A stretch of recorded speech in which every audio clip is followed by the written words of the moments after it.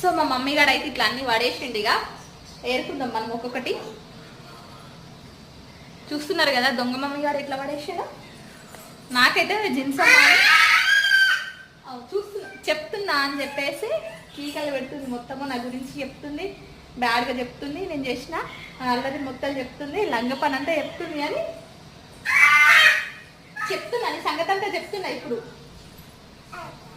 అద్దంట అద్దు. మా ఆయన ఎక్కువ మమ్మీగాడు అని పిలుస్తాడు. సో నాకు కూడా మమ్మీగాడు అని అలవాటు అవుతుంది మెల్లమెల్లిగా. సో యాక్చువల్లీ నేను ఇష్టపడి పెట్టుకున్న పేరు జిన్సీ. నేను మాకు బాగా కావాల్సిన అన్నయ్యని అడిగి మరి మంచి మీనింగ్ తోటి పేరు అడిగి కొన్ని పేర్లు సెలెక్ట్ చేయించుకున్నా, అన్నయ్య చెప్పిండు. సో దాంట్లో నుండి జిన్సమ్మ అని సెలెక్ట్ చేసుకున్నా నేను.